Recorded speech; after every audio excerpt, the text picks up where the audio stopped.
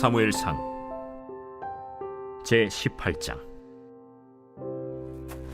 사울이 다윗에게 이르되 내 맏딸 메랍을 내게 아내로 주리니 오직 너는 나를 위하여 용기를 내어 여호와의 싸움을 싸우라.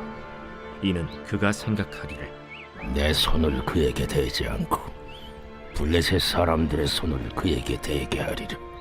다윗이 사울에게 이르되 내가 누구며 이스라엘 중에 내 친속이나 내 아버지의 집이 무엇이기에 내가 왕의 사위가 되리이까? 하였더니 사울의 딸 메랍을 다윗에게 줄 시기에 무홀라 사람 아드리엘에게 아내로 주었더라. 사울의 딸 미갈이 다윗을 사랑하매 어떤 사람이 사울에게 알린지라. 사울이 그 일을 좋게 여겨 스스로 이르되 내가 딸을 그에게 주어서 그에게 올무가 되게 하고 블레셋 사람들의 손으로 그를 치게 하리라. 이에 사울이 다윗에게 이르되 내가 오늘 다시 내 사위가 되리라. 사울이 그의 신하들에게 명령하되 너희는 다윗에게 비밀히 말하여 이르기를 보라, 왕이 너를 기뻐하시고 모든 신하도 너를 사랑하나니 그런즉 내가 왕의 사위가 되는 것이 가하니라 하라. 사울의 신하들이 이 말을 다윗의 귀에 전하매 다윗이 이르되 왕의 사위 되는 것을 너희는 작은 일로 보느냐? 나는 가난하고 천한 사람이다. 사울의 신하들이 사울에게 말하여 이르되 다윗이 이러이러하게 말하더이다 하니 사울이 이르되 너희는 다윗에게 이같이 말하기를 왕이 아무것도 원하지 아니하고 다만 왕의 원수의 보복으로 블레셋 사람들의 포피 100개를 원하신다 하라. 이는 사울의 생각에 다윗을 블레셋 사람들의 손에 죽게 하리라 함이라. 사울의 신하들이 이 말을 다윗에게 아뢰매 다윗이 왕의 사위 되는 것을 좋게 여기므로 결혼할 날이 차기 전에 다윗이 일어나서 그의 부하들과 함께 가서 블레셋 사람 200명을 죽이고 그들의 포피를 가져다가 수대로 왕께 드려 왕의 사위가 되고자 하니 사울이 그의 딸 미갈을 다윗에게 아내로 주었더라. 여호와께서 다윗과 함께 계심을 사울이 보고 알았고 사울의 딸 미갈도 그를 사랑하므로 사울이 다윗을 더욱 두려워하여 평생에 다윗의 대적이 되니라. 블레셋 사람들의 방백들이 싸우러 나오면 그들이 나올 때마다 다윗이 사울의 모든 신하보다 더 지혜롭게 행하매 이에 그의 이름이 심히 귀하게 되니라. 할렐루야. 사랑하는 열린문교회 성도 여러분, 지난밤도 주님 주신 은혜와 평강 가운데 단잠 주무셨습니까? 아침을 깨우는 말씀, 화요일 이 아침에 주님께서 저와 여러분에게 주시는 말씀은 사무엘상 18장 17절로 30절까지의 말씀입니다.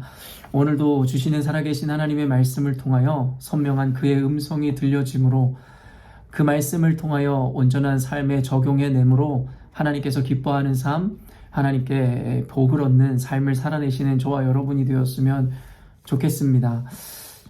오늘 본문에는 여전히도 사울왕과 다윗의 대조를 통하여 우리들에게 또 다른 은혜를 허락하고 있는데요. 사무엘상 요즘에 함께 나누면서 끊임없이 보여주시는 그 대조를 통하여 악한 사울의 자리에 서지 아니하고 그가 대조를 이루는 다윗의 삶을 우리가 본받음으로 말미암아 다윗과 같이 하나님께 존귀한 자라 칭함을 받는 저와 여러분이 되었으면 좋겠습니다.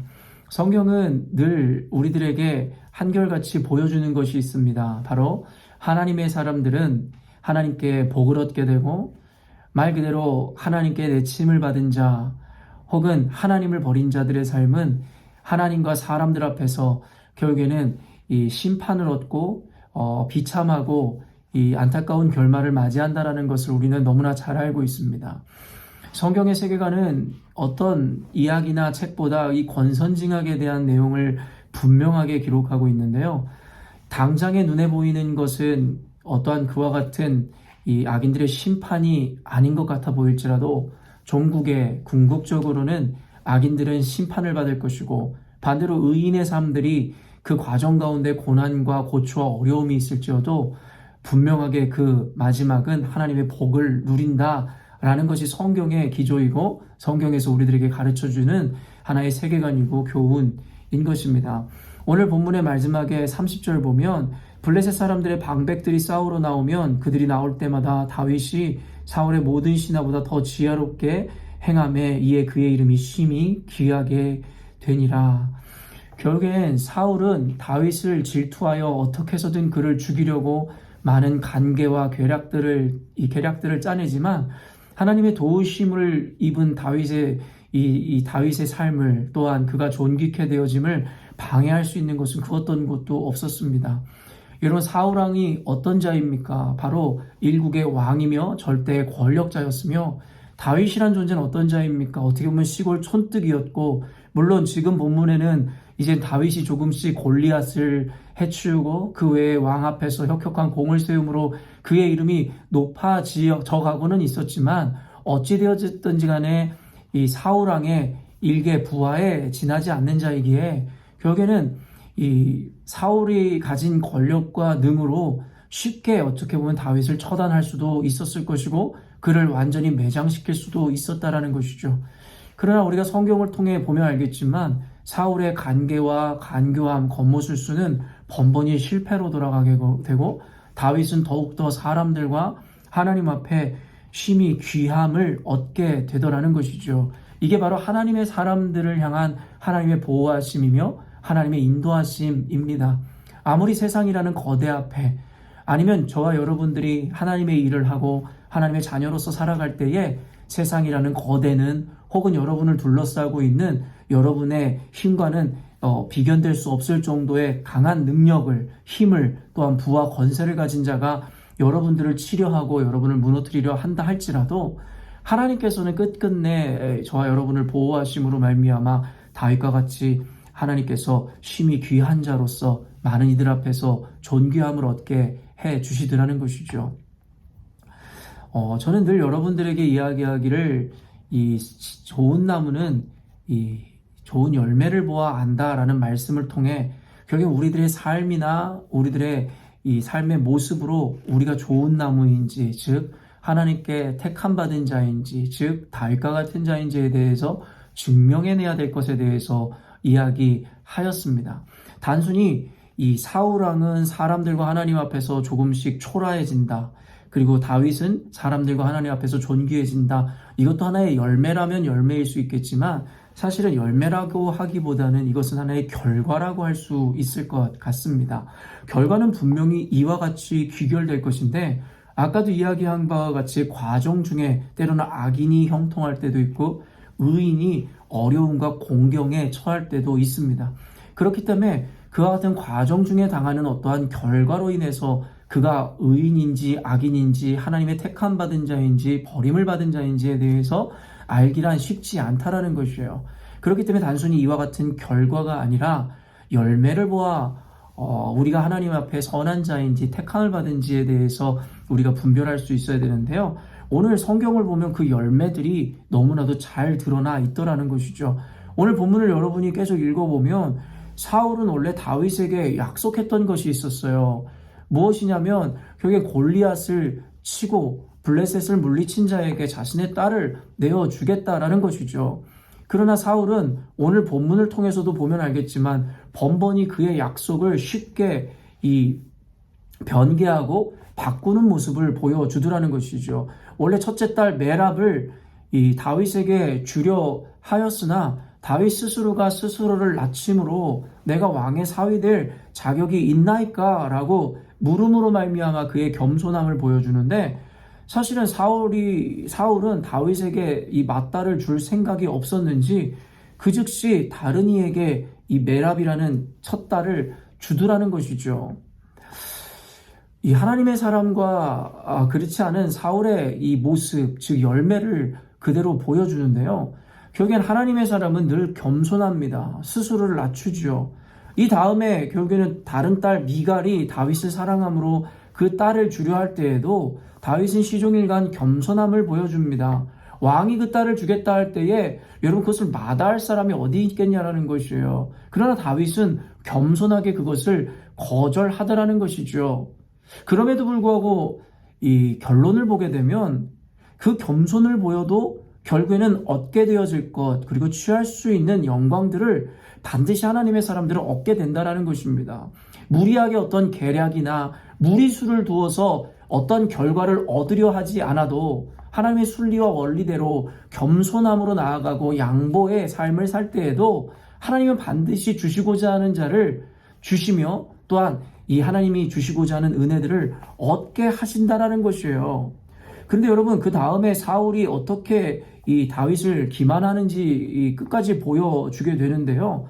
사울은 첫째 딸을 주겠다 이야기했음에도 불구하고 다른 이에게 넘겨준 이후에 그 다음 딸인 미가를 통해서 결국에는 다윗을 죽이고자 하는 계획을 펼치게 되더라는 거예요.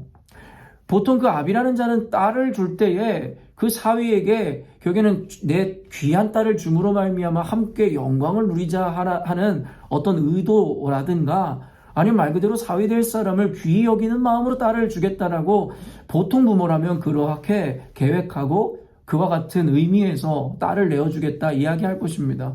그러나 오늘 사울왕이 보여주는 모습은 무엇입니까? 신하들에게도 조심히 비밀히 행하라 이야기하며 결국엔 다윗에게 그 딸을 줌으로 말미암아 그 다윗을 블레셋 손에 대신 죽게 하려 하더라는 것이죠.